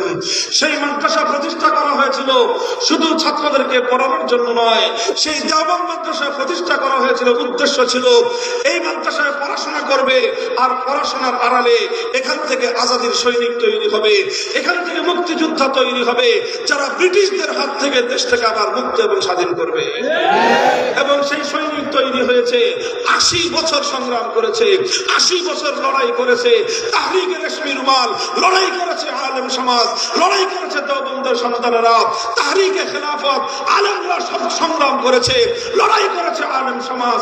অনেক লড়াই, অনেক সংগ্রাম, অনেক রক্তক্ষরণ আর অনেক ত্যাগ আর প্রতীক্ষার পরে 1947 সালে ব্রিটিশরা দেশ থেকে বিতাড়িত হয়েছে। এখান থেকে দেশ থেকে তারা পালিয়ে যেতে বাধ্য হয়েছে। 1947 সালে ব্রিটিশরা যখন এই দেশটা ছেড়ে চলে যায়, তখন প্রশ্ন ছিল এই দেশটা সামনে চলবে কিভাবে। 190 বছর পর্যন্ত ব্রিটিশরা চালিয়েছে, এর আগে 800 বছর পর্যন্ত মুসলমানরা শাসন করেছে। ব্রিটিশরা চলে যাওয়ার পরে এখন প্রশ্ন আসলো এই দেশ চলবে কিভাবে। হিন্দু আর মুসলিম দুই জাতি তখন ছিল প্রধান জাতি, হিন্দু আর মুসলমান। শুধু বাংলাদেশের কথা বলতেছি না আমি, গোটা সাবকন্টিনেন্টাল, গোটা ভারত উপমহাদেশ, এই ভারত, পাকিস্তান, বাংলাদেশ, শ্রীলঙ্কা, নেপাল সহ বিশাল এলাকা, এই এলাকার প্রধান দুই জাতি, একটা হলো হিন্দু আর একটা হলো মুসলমান। হিন্দুরা বলল যে আমরা দেশ চালাবো ধর্মনিরপেক্ষ মতবাদের অনুযায়ী। হিন্দুরা চাইল দেশটাকে ধর্মনিরপেক্ষ মতবাদ অনুযায়ী চালাতে, কারণ ধর্মনিরপেক্ষ মতবাদ অনুযায়ী চালালে হিন্দুদের কোনো সমস্যা নাই। আর ওরা ধর্মনিরপেক্ষ মতবাদ ছাড়া ওদের চালানোর আর কোনো ব্যবস্থাও নাই, কারণ ওদের ধর্মের মধ্যে রাষ্ট্র পরিচালনার কোনো নিয়ম নীতি নাই। এই জন্য হিন্দুরা তাদের রাষ্ট্রটাকে, গোটা রাষ্ট্রটাকে তারা ধর্মনিরপেক্ষ মতবাদ অনুযায়ী চালাতে চাইল। মুসলমানরা বলল শহীদ কি তুমি রক্ত দিয়েছে ধর্মনিরপেক্ষ রাষ্ট্রের জন্য নয়, হাজী শরীয়তুল্লাহ সংগ্রাম করেছে ধর্মনিরপেক্ষ রাষ্ট্র করবার জন্য নয়, সৈয়দ আহমদ শহীদ বালাকোটে শাহাদাত বরণ করেছেন ধর্মনিরপেক্ষতার জন্য নয়, হাফেজ জামান রহমতুল্লাহি আলাইহি শাহাদাত বরণ করেছেন ধর্মনিরপেক্ষ রাষ্ট্র করবার জন্য নয়। এই হাজার হাজার লক্ষ প্রাণের রক্ত গিয়েছে একমাত্র আল্লাহর জমিনে আল্লাহর কোরআনের শাসন কায়েম করবার জন্য। নারে তাকবীর, নারে তাকবীর, ধর্মনিরপেক্ষ মতবাদ, মুক্তির আকিবাত, খিলাফত, খিলাফত। স্লোগান দিতে না পারলে স্লোগান দিয়ে দিন, স্লোগান দেওয়ার লোক আছে বিরোধী, বুঝেন নাই? হিন্দুর ধরার বিলাই আছে আলাদা, হিন্দুর ধরার কি আছে, বিলাই আছে আলাদা। সেই বিলাইরে সারা জীবন খালি ওই আপনার দুধ খাওয়া পালছেন, ওই বিলাইয়ের সামনে ইন্দুর ধরে দিলে ইন্দুর মারতে পারবে, ওই ইন্দুর দেখলে বিলাই দৌড়ায়। তা আপনার মিছিল করেন না, মিটিং করেন না, সংগ্রাম করেন না, কিছু করেন না, মাহফিলে খালি স্লোগান দেন। আপনাদের দুধ খাওয়া বিলাই কেমনে? আমরা মতো এরকম রাজপথে মিছিল করতেন, মিটিং করতেন, বাতিলের মোকাবেলা সবসময় রাজপথে থাকতেন, জেল জুলুম ভুলিয়ে বরদাস্ত করতেন, দেখতেন স্লোগান কেমনে বেড়ে। মোহতারাম হাজিরিন, এইগুলো শিখার জিনিস। এটা কি জিনিস? শিখার জিনিস। এই যত মানুষ আছেন ইসলামী রাজনীতি করবেন, ইসলামের জন্য আল্লাহর জমিনে ইসলামী রাষ্ট্র প্রতিষ্ঠার জন্য সংগ্রাম করবেন। ওলামায়ে কেরাম যখন মিছিলের ডাক দেয় মিছিলে যাবেন, স্লোগান তুলবেন, আল্লাহু আকবারের ধ্বনিতে আকাশ বাতাস মুখরিত করে তুলতে হবে। নারে তাকবীর, নারে তাকবীর, দিন ইসলাম, দিন ইসলাম, দিন ইসলাম, দিন ইসলাম, দিল্লি না ঢাকা, দিল্লি না ঢাকা, নারে তাকবীর। মোহতারাম হাজিরিন, বলতেছিলাম তখন হিন্দুরা বলল দেশ চলবে ধর্মনিরপেক্ষ মতবাদ অনুযায়ী। সংখ্যাগরিষ্ঠ মুসলমানরা বলল যে না, আমরা রক্ত দিয়েছি সাগর পরিমাণ, আমাদের অজস্র প্রাণ গিয়েছে, অসংখ্য মানুষ আমাদের স্বাগত বরণ করেছে। এই দেশের স্বাধীনতার সূর্য ছিনিয়ে এনেছে, ধর্মনিরপেক্ষ রাষ্ট্র করবার জন্য নয়। তাহলে কিসের জন্য?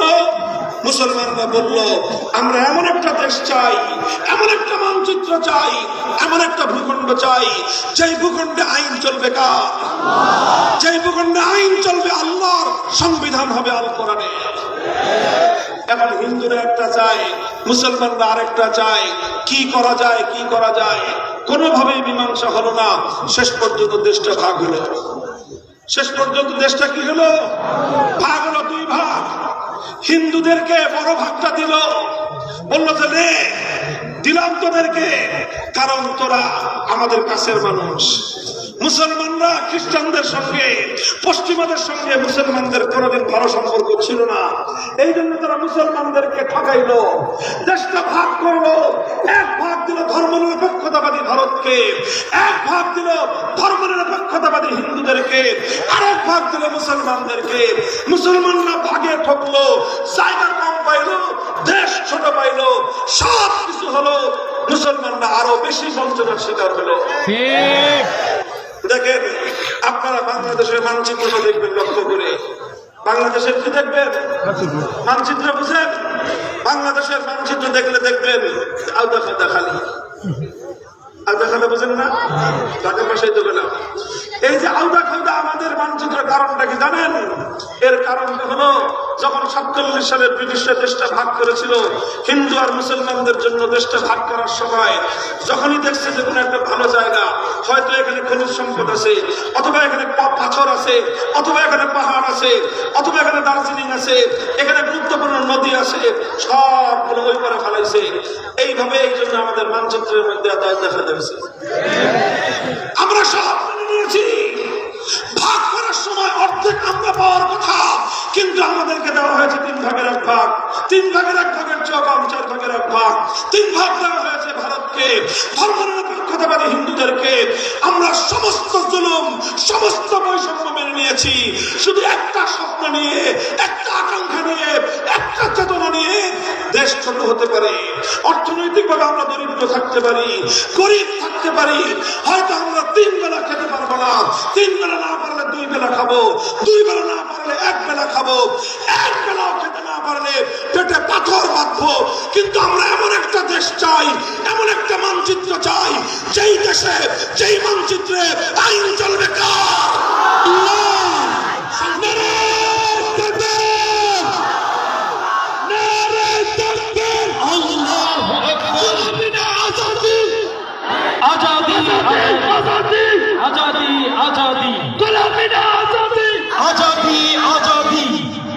মোহতারাম হাজিরিন, দেশ শেষ পর্যন্ত এইভাবেই ভাগ হলো।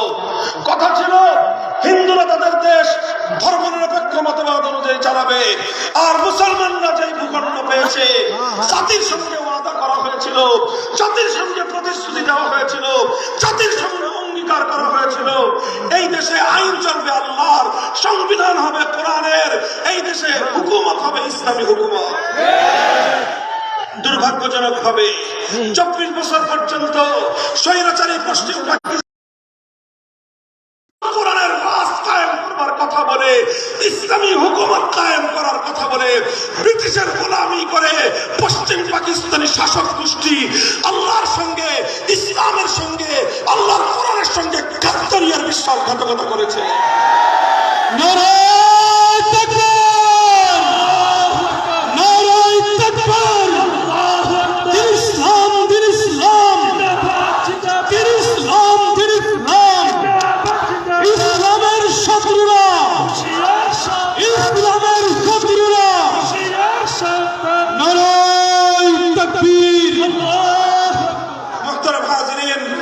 এইভাবে যখন ওরা গাদ্দারি করলো, ওদের গাদ্দারির ইতিহাস বড় নির্মম ইতিহাস, অনেক কঠিন ইতিহাস। বারবার আমাদের আলেম সমাজ পশ্চিম পাকিস্তানি স্বৈর শাসকদেরকে বলেছিল যে আপনারা তো জাতির সঙ্গে অঙ্গীকার করেছিলেন, কমিটমেন্ট দিয়েছিলেন, ওয়াদা করেছিলেন, যদি মুসলমানদের জন্য আলাদা রাষ্ট্র হয়, সেই রাষ্ট্রে আল্লাহর কোরআনের আইন চলবে। এখন আপনারা কোরআনের আইন বাস্তবায়ন করেন না কেন? তখন ওরা বারবার একটা জবাব দিত, কি জবাব জানেন? বলতো যে হুজুর, রাষ্ট্রটা শিশু রাষ্ট্র, তো ইসলামের এই কড়াকড়ির আইন এটা খায় এখন হজম করতে পারবে না। এই শিশুটা একটু বড় হোক, বড় হইলে যখন সব শক্ত খাওয়া হজম করতে পারবে তখন আমরা ইসলামের হুকুমত কায়েম করবো। হুজুররা বলেন ঠিক আছে, তোমার শিশু বড় হোক। 10 বছর যায়, 15 বছর যায়, 20 বছর যাওয়ার পরে হুজুররা আবার জিরাইল যে তোর এই বুইরা খাটার শিশু বড় হয়েছে। বুঝেন নাই কথা? 24 বছর পার হয়ে যাওয়ার বুইরা খাটাস পোলা কি হয় না? বড় হয় না। ভাই, অনেক দুঃখের কথা। শাইখুল হাদিস আল্লামা আজিজুল হক রহমাতুল্লাহি আলাইহি হৃদয়ে রক্তক্ষরণ নিয়ে এই কৌতুকটা বলতেন। 24 বছর পার হয়ে গেল, তোর বুইরা খাটাস পোলা এখনো কি হলো না? বড়। আচ্ছা বলেন তো, 24 বছরের পোলারে শিশু কয়? আরে 24 বছরের পোলারে শিশু বলে? তো 24 বছরে যদি শিশু হয়, জুয়ান হবে কবে? আরে 24 বছরের তকরা ছেলে তো যুবক হবে, আর সে তো আবু সাইদের মতো শক্তিবাদের মোকাবেলায় বুলেটের সামনে বুকটা টান করে দাঁড়িয়ে যাবে। আল্লাহ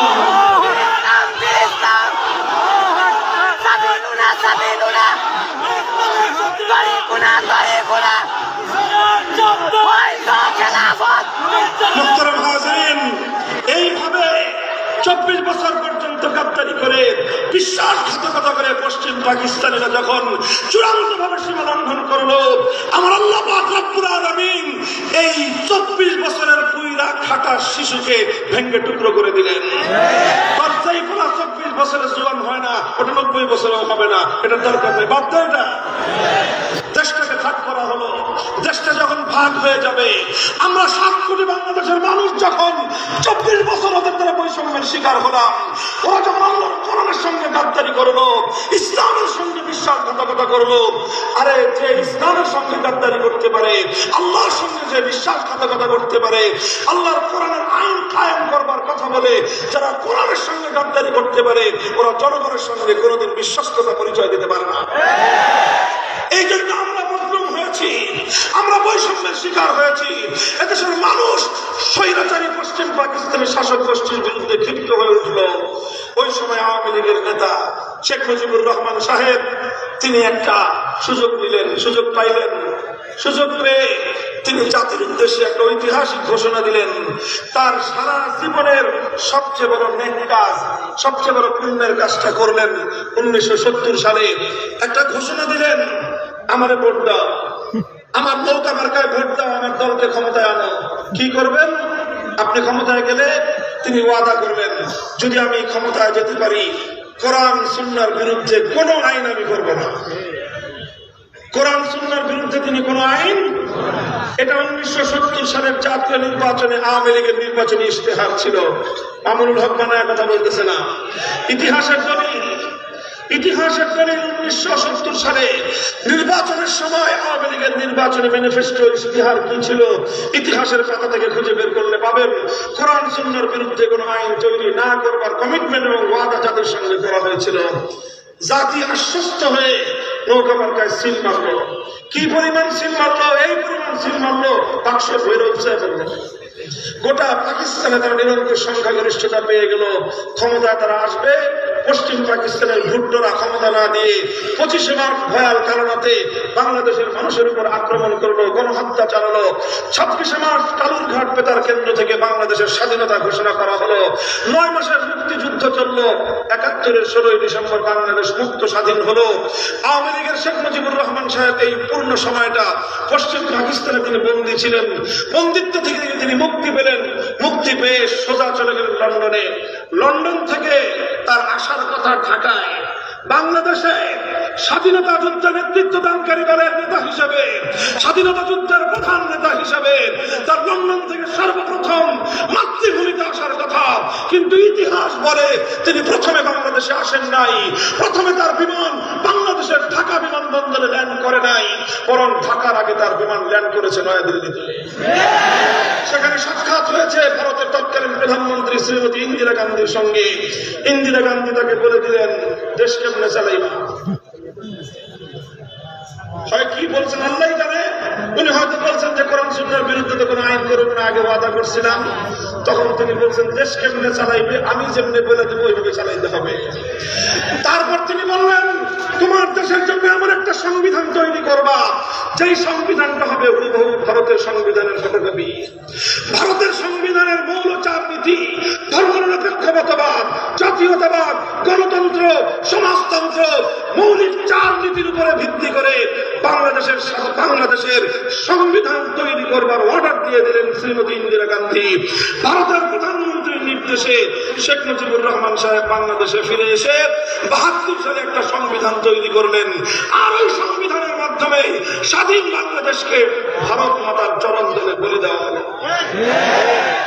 বাংলাদেশের আগে কোনোদিন ধর্মনিরপেক্ষ মতবাদের কথা কেউ বলে নাই, কোন রাজনৈতিক নেতা বলে নাই।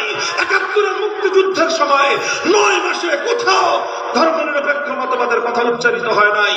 সর্বপ্রথম মুক্তিযুদ্ধের পরের বছর ৭২ সালে এসে এদেশের মানুষ ধর্মনিরপেক্ষ মতবাদের কথা শুনলো, যখন ভারত থেকে এটাকে আমদানি করা হলো। এইভাবে জোর করে বাংলাদেশের স্বাধীনতা যুদ্ধের ইতিহাস চিন্তাই করে নিয়েছে ভারত। বাংলাদেশের উপর মানুষের হাজার বছরের ধর্মীয় চিন্তা সেন্টিমেন্টকে দুপায়ে ধরে বাংলাদেশের মানুষের উপর ধর্মনিরপেক্ষ মতবাদ নামক কুফরি মতবাদ চাপিয়ে দেওয়া হয়েছে। শেখ মুজিবুর রহমান সাহেব যেই কাজটা ৭২ সালে করলেন, ৭০ সালে যেই পুণ্যের কাজটা করেছিলেন, নেক কাজটা করেছিলেন, কোরআন সুন্নাহ বিরোধী কোন আইন করবেন না, ৭২ সালে তিনি আইন করলেন কোরআন সুন্নাহ বাস্তবায়নের রাজনীতি বাংলাদেশে চলবে না। ইসলামী রাজনীতিকে তিনি নিষিদ্ধ ঘোষণা করলেন। আর তিনি কুফরি তন্ত্র দিয়ে গোটা বাংলাদেশকে ফ্যাসিবাদের জন্য বাংলাদেশটাকে তিনি উন্মুক্ত করে দিলেন। মোহতারাম হাজিরিন, এরপরে ৭২ সালের তিনি যে ভুল করলেন সেই ভুলের খেসারত দিলেন ৭৫ সালের ১৫ই আগস্ট। প্রায়শ্চিত্ত করলেন ৭৫ সাল থেকে ২০২৪ সাল পর্যন্ত বাংলাদেশের পদ্মা, মেঘনা, যমুনার পানি অনেক বাড়াইছে। এর মধ্যে কেউ কেউ একটু চেষ্টা করছে একটু আগানোর। আপনার প্রেসিডেন্ট জিয়াউর রহমান সাহেব ক্ষমতায় এসে বাংলাদেশের সংবিধান থেকে ধর্মনিরপেক্ষ মতবাদ আবার দিল্লির মাল দিল্লিতে পাঠিয়ে দিয়েছেন। সেই জায়গায় আল্লাহর উপর অবিচল আস্থা এবং বিশ্বাসকে তিনি সংযুক্ত করেছেন। সংবিধানের শুরুতে বিসমিল্লাহির রহমানির রহিম লিখেছেন। এরপরে প্রেসিডেন্ট এরশাদ হোসাইন সাহেব এসে বাংলাদেশের সংবিধানে আরেকটা ভালো কাজ করলেন, রাষ্ট্র ধর্ম ইসলাম সংযুক্ত করলেন। কিন্তু আবার ২০০৮ সালের পরে ক্ষমতায় এসে শেখ হাসিনা আবার সে আল্লাহর উপর অবিচল আস্থা এবং বিশ্বাস মুছে ফেলে ভারত থেকে আবার ধর্মনিরপেক্ষ মতবাদ এনে বাংলাদেশের সংবিধানে সংযুক্ত করলেন। আবার বাংলাদেশ ভারত মাতার চরণ তলে দ্বিতীয়বারের জন্য বলি হলো। এইভাবে চলতে চলতে ২০২৪-এর আগস্টের বিপ্লব আসলো। আর এই ধর্মনিরপেক্ষ মতবাদের চেতনার প্রেক্ষিতে গোটা বাংলাদেশের মুসলমানদের জাতীয় স্থাপনাগুলোতে ভাস্কর্য নামক মূর্তি দিয়ে গোটা বাংলাদেশটাকে হিন্দুয়ানি সংস্কৃতির দ্বারা মুসলমানদের হাজার বছরের চেতনাকে ধুলোয় মিশিয়ে দেওয়ার পায়তারা করা হয়েছে। নারায়ে তাকবীর, আল্লাহু আকবার, নারায়ে তাকবীর, আল্লাহু আকবার। দিন ইসলাম, দিন ইসলাম, ইসলামী রাজনীতি, ইসলামী রাজনীতি চলবে, সেকুলারিজম রাজনীতি চলবে না। আল্লামা মামুনুল হক জিন্দাবাদ, ইসলামের সক্রিয় দিল্লি না ঢাকা, ঢাকা ঢাকা, দিল্লি না ঢাকা, ঢাকা ঢাকা, নারায়ে তাকবীর। দেখেন, কথা এত ঝামেলার দরকার নাই, এত ঝগড়া বিবাদের প্রয়োজন নাই। কথা তো পরিষ্কার, এটা তো ভাগাভাগি হয়েছে দেশটা তো ভাগাভাগি হয়েছে। কথা বলেন ঠিক না বেঠিক? এক ভাগ পাইছে মুসলমানরা, আরেক ভাগ পাইছে হিন্দুরা। হিন্দুরা ধর্মনিরপেক্ষ মতবাদ অনুযায়ী দেশ চালাবে, মুসলমানরা ইসলাম অনুযায়ী দেশ চালানোর কথা। এখন কারো কাছে ইসলাম যদি পছন্দ নাই হয়, তোমার কাছে ধর্মনিরপেক্ষ মতবাদটা এতই ভালো লাগে, তোমার জন্য তোমার নেত্রীর মধ্যে সীমান্ত খোলাই আছে। চলে যাও তোমরা। মুসলমানদের বাংলাদেশে আর কোনদিন ধর্মনিরপেক্ষতা ফিরে আসবে না, আসতে দেওয়া হবে না, আসতে দেওয়া হবে না।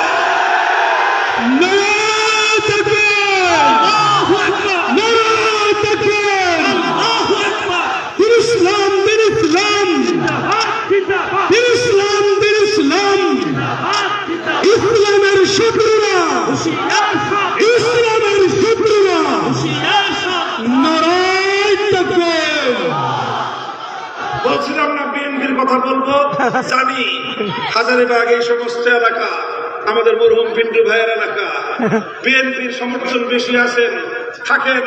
একটা কথা মনে রাখেন, ওই যে আপনাদের মরহুম নেতা শহীদ প্রেসিডেন্ট জিয়াউর রহমান সাহেব ধর্মনিরপেক্ষতাকে ঠাঙ্গা বিদায় করে আল্লাহর উপর অবিচল আস্থা এবং বিশ্বাসকে বাংলাদেশে স্থাপন করেছিলেন, ওই আদর্শের উপর যদি বিএনপি করেন ভালো কথা। আজ ধর্মনিরপেক্ষতার দিকে এত পীড়িত দেখান, আওয়ামী লীগ করেন।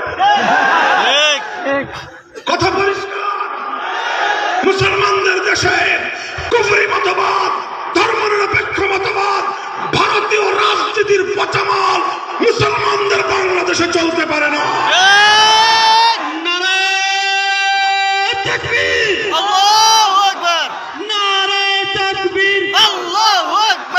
ইসলামের শত্রুরা হুশিয়ার সাবধান, হুশিয়ার সাবধান, ভারতের দালালেরা, ফ্যাসিবাদের দোসরেরা, হুশিয়ার। নারায়ে তাকবীর। আল্লাহু আকবার। আওয়ামী লীগকেও বলবো, মাঝখানে যা ভুল করছেন সব ভুল তওবা করে কাজা কাফারা দিয়ে আবার এই পুরান ভুলের রাজনীতিতে ফিরে যান। আওয়ামী লীগ সর্বপ্রথম আওয়ামী লীগের নেতা শেখ মুজিবুর রহমান সাহেব না, উনি ওনার নেতা শহীদ হোসেন শহীদ সোহরাওয়ার্দী, কান্দন তারা দাঁড়িয়েছে। প্রথম আমাদের কানের অবস্থা খারাপ। আস্তে আস্তে আস্তে আমি বেশি সাউন্ড দিই তো এই জন্য ওরা সাউন্ড কমায় দেয়। বুঝলেন নাই? ওরা চিন্তা করে যা যায় হুজুরের গলার উপর দিয়ে যাক, আমার মাইকটা সেফ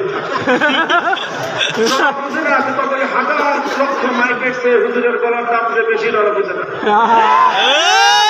ওদেরকে বলেন ওরা মাইকের মায়া করে কিন্তু হুজুরের গলার মায়া করে না। আরে বেটা, তোর কি একটা মাইকের কাজ তুই ছিললে এটা তুই রিকভারি পাবি। হুজুরের গলাটা নষ্ট হয়ে গেলে এটা রিকভারি করতে কষ্ট মতো হবে। যেভাবে তোদের জন্য, দেশের জন্য, জাতির জন্য, ইসলামের জন্য চিৎকার করি, এই সহজ না, দুর্ভাগ্য না। এটার জন্য আমাদেরকে অনেক মূল্য দিতে হয়, নির্মম নির্যাতন সহ্য করতে হয় আমাদেরকে, অন্ধকার কারা প্রকোষ্ঠে নিক্ষিপ্ত হতে হয়েছে আমাদেরকে, স্বৈরাচারী শেখ হাসিনা সরাসরি টার্গেটে পরিণত হতে হয়েছে আমাকে। গোটা বাংলাদেশের প্রশাসন, রাষ্ট্রযন্ত্রকে আমার ব্যক্তিগত বিরুদ্ধে ব্যবহার করা হয়েছে, সমস্ত গোয়েন্দা সংস্থাগুলোকে আমার বিরুদ্ধে বেরিয়ে দেওয়া হয়েছে, যেখানে আমার নাম পেয়েছে তছনছ করা হয়েছে। আমার মাদ্রাসা, বাবরি মসজিদ মাদ্রাসা 1 বছরের জন্য শৃঙ্খলা করে রেখেছে, মাদ্রাসার ছাত্র শিক্ষক যা পাইছে সব ধরে নিয়ে গেছে। জামিয়া রহমানিয়া শাইখুল হাদিস আল্লামা আজিজুল হক রহমাতুল্লাহি আলাইহির প্রতিষ্ঠিত মাদ্রাসা, সেই মাদ্রাসা থেকে আমাকে গ্রেফতার করার পরে সেই মাদ্রাসাটাকে স্বৈরাচারী আওয়ামী ফ্যাসিবাদী সরকার দখল করে তারপরে তাদের আস্থাবাদের লোকদের হাতে তুলে দিয়েছে। অনেক মূল্য আমাদেরকে দিতে হয়েছে, এই সব মূল্য আমরা দিয়েছি। এবং আল্লাহর কসম খেয়ে বলি, আল্লাহর দ্বীনের জন্য যদি প্রয়োজন হয়, আল্লাহর কোরআনের জন্য যদি প্রয়োজন হয়, আল্লাহর কাছে নিরাপত্তা চাই, আল্লাহ চাইলে এর চেয়েও বড় মূল্য দিতে আমরা প্রস্তুত রয়েছি। নারায়ে তাকবীর, নারায়ে তাকবীর। আল্লামা মামুনুল হক, আল্লামা মামুনুল হক। মোহতারাম হাজিরিন, যেই কথা বলেছিলাম আওয়ামী লীগের লোকজনের প্রতি আমি শুরুতেই বলেছি, ঠান্ডা মাথায় গিয়ে চিন্তা করবেন, সেকুলারিজম মানবেন না ইসলাম মানবেন। আরে ভাই, আপনাদের জিজ্ঞেস আপনারা তো ইসলাম মানবেন দেখে ওয়াজ শুনতেছেন, আর মামুনুল হকের ওয়াজ শুনতেছেন। এই হালকা পাতলা ইমাম থাকলে মামুনুল হকের ওয়াজ শুনতে হয়।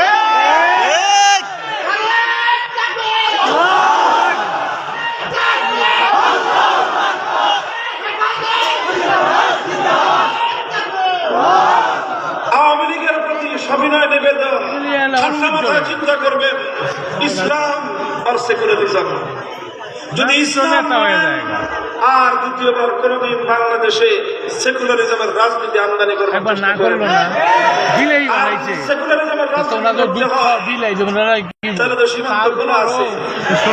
ধর্মনিরপেক্ষ খোদার জন্য তো দেশ ভাগ করে দিয়ে দিছি, বড় ভাগটাই তো দিছি, মাখনটাই তো দিছি, আমরা তো খারাপটা রাখছি, ওইটা নিয়ে খান না, দিল্লিতে যান না, জামাই আদর তো করতেই আছে আপনাদেরকে, ওখানে যে বাড়িঘর বানায় নেন।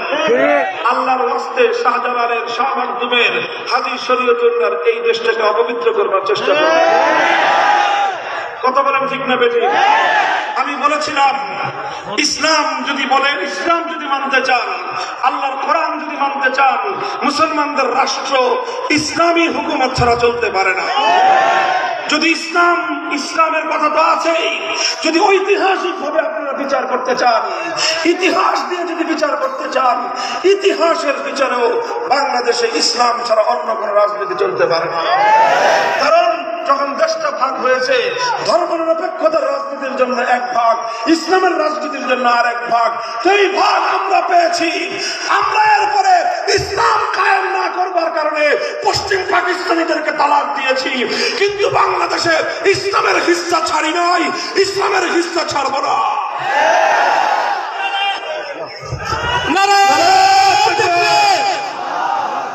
নারায়ে তাকবীর, আল্লাহু আকবার। আল কোরআনের আলো, আল কোরআনের আলো।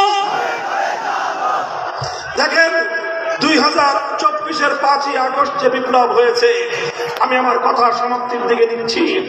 এই বিপ্লব আমাদেরকে নতুন ভাবে অনুপ্রাণিত করে। কথা বলেন ঠিক না ঠিক? হে যুবক, তোমরা বিপ্লবের জন্য প্রস্তুত হও। তুমি আর আমি যদি বিপ্লবের জন্য প্রস্তুত হই, বিপ্লবের জন্য অনেক বড় রাজনৈতিক দলের প্রয়োজন নয়, অনেক বড় নেতার প্রয়োজন নয়। যুবকরাই নেতৃত্ব দিয়ে বিপ্লব আনতে পারে। নারায়ে তাকবীর, নারায়ে তাকবীর। রক্তের বন্যা ভেসে যাবে অন্যায়। 5ই আগস্টের বিপ্লব একটা সিম্পটম দিয়ে বোঝা যায়। এই বিপ্লব, এটা যদিও পূর্ণাঙ্গ ইসলামী বিপ্লব ছিল না, তবে ইসলামী বিপ্লবের আগে এটা একটা পূর্বাভাস। প্রতিদিন যখন সকালবেলা সূর্য উঠে পূর্ব দিগন্তে, সূর্য ওঠার ঘন্টা দেড়েক আগে শুভে সাদেকের আলো উদ্ভাসিত হয়। কথা বলে ঠিক না বেঠিক? শুভে সাদেক উঠলে দুনিয়ার মানুষ বুঝে যে কিছুক্ষণ পরে সূর্য উঠবে। সমস্ত পাকপাকালি কলকলানি শুরু করে দেয়, ওরা জানে যে কিছুক্ষণ পরে সূর্য উঠবে। তো ঠিক তেমনি ভাবে 5ই আগস্টের বিপ্লব, এটা যদিও পূর্ণাঙ্গ ইসলামী বিপ্লব নয়, তবে এটা ইসলামী বিপ্লবের পূর্বে একটি নতুন সূর্যোদয়ের শুভে জাদিদ। যদি বিশ্বাস না হয়, বিশ্বাস যদি না হয়, বুঝতে যদি চান, আমি বলবো 5ই আগস্ট 2024 সাল। খবর পাইছেন কখন আপনারা? 2টায়, 2টার দিকে, 2টার দিকে জনগণ সবাই খবর পাইছে যে 12টার দিকে শেয়ার দিচ্ছে। পালাইছে। এরপরে 2টা থেকে 3টা, 1 ঘন্টার বাংলাদেশ। কয় ঘন্টা? 5ই আগস্ট 2024 দুপুর 2টা থেকে 3টা।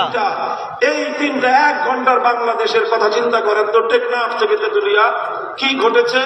কোন নেতার নেতৃত্ব দিতে হয় নাই, কোন আলেমকে উচ্চ কণ্ঠে কথা বলতে হয় নাই। এদেশের মানুষ টেকনাফ থেকে তেতুলিয়ায় মুসলমানদের জাতীয় স্থাপনায় ভাস্কর্যের নামে যত মূর্তি ছিল, সমস্ত মূর্তি ভেঙে গুড়িয়ে দিয়েছে। নারায়ে তাকবীর, আল্লাহু আকবার। এই মূর্তি ভাঙছে কারা? বিপ্লবীরা। বলেন, এই মূর্তি ভাঙলো কারা? সুতরাং বোঝা গেছে এই বিপ্লব কারা করেছে। কথা ঠিক না বেঠিক? হ্যাঁ, সীমা রক্ষা করেছে। হিন্দুদের কোন মন্দিরে মূর্তি ভাঙে না, কোন একটা মন্দিরে হামলা হয় নাই। এত বড় বিপ্লব, এত বড় বিপ্লব, এই বিপ্লবে কোন একটা সংখ্যালঘুর গায়ের উপর কোন ফুলের টোকা লাগে নাই। এটা বাংলাদেশের মুসলমানদের উন্নত চরিত্রের প্রমাণ, সাম্প্রদায়িক সম্প্রীতির অনন্য দৃষ্টান্ত, ইসলামের শ্রেষ্ঠত্বের নজির। এত মূর্তি ভাঙলো, কিন্তু কোথাও কোনো হিন্দুদের ধর্মীয় মন্দির মূর্তি ভাঙে নাই। কথা বলেন ঠিক না বেঠিক? আর হিন্দুদের মন্দিরের বাইরে মুসলমানদের জনপদের মূর্তি একটাও রাখে নাই, সব ভেঙে গুড়িয়ে দিয়েছে। এ থেকে বোঝা যায় 5ই আগস্টের বিপ্লবের মূল চেতনাটা কি ছিল। এই কথা যদি কেউ বুঝতে ভুল করেন, বাংলাদেশের রাজনীতিতে আপনি চলতে পারবেন না। আমরা পরিষ্কার ভাষায় বলতে চাই, এই বিপ্লবের মধ্য দিয়ে বাংলার তরুণ যুবক জনতা প্রতিটা ভার্সিটিতে, প্রতিটা কলেজ স্কুলে, মাদ্রাসা তো আছেই, আলিয়া মাদ্রাসা, কওমি মাদ্রাসা, গোটা বাংলাদেশের যুব জনতা, গোটা বাংলাদেশের যুবক শ্রেণী, তারা ইসলামের প্রতি যে দরদ এবং যে ভালোবাসা প্রদর্শন করেছে, আমরা এখন আস্থা রাখতেই পারি আগামীর বিপ্লব হবে ইসলামের বিপ্লব। ইনশাআল্লাহ।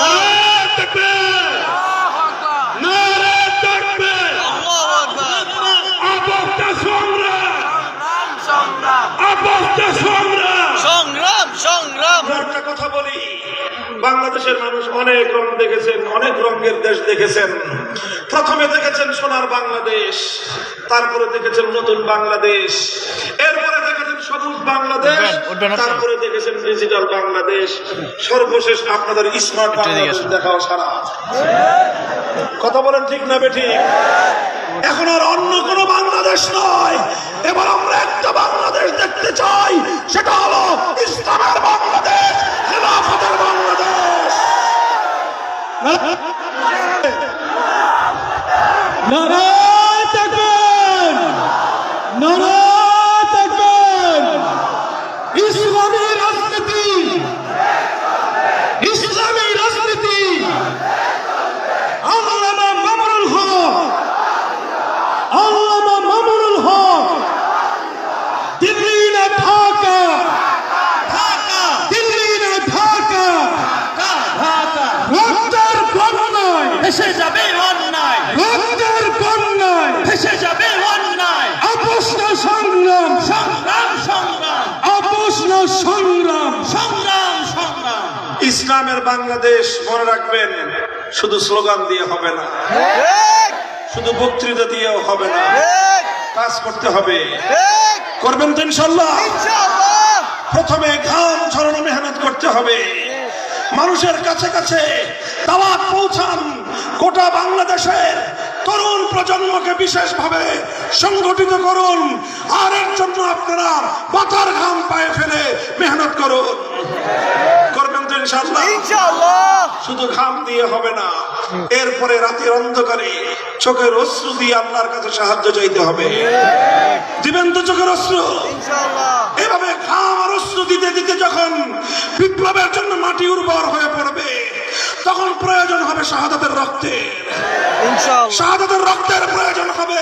ইনশাআল্লাহ। সেই শাহাদাতের রক্তের জন্য, আল্লাহর দ্বীনকে চিন্তা করার জন্য, আল কোরআনের রাজ করবার জন্য, শহীদ ঈদগাহে শহীদ আবু সাঈদ আর মুক্তাদার মতো রক্ত দিতে হলে রক্ত, কাফনের কাপড় বেঁধে শহীদের ঈদগাহে কারা যাবে, হাত তুলে শপথ করো। নারায়ে তাকবীর, নারায়ে তাকবীর, আল্লাহু আকবার। বিপ্লব, বিপ্লব চলছে চলবে, বিপ্লব, বিপ্লব চলছে চলবে, বিপ্লব, বিপ্লব চলবে। ভাই ভাই, নাকি শুধু কথার কথা না শপথ? শপথ। বলেন, কথার কথা না শপথ?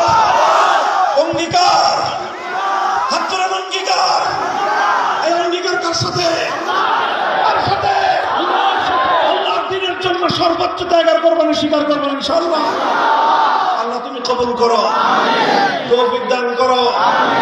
আমার এই সোনার মাতৃভূমিতে তোমার ইসলামের দেশ দেখার তৌফিক তুমি আমাদেরকে দান করো। আমাদের জীবদ্দশায় তুমি ইসলামকে বিজয়ী করো, ইসলামী খেলাফত কায়েম করো, আমাদেরকে সেজন্য তুমি কবুল করো।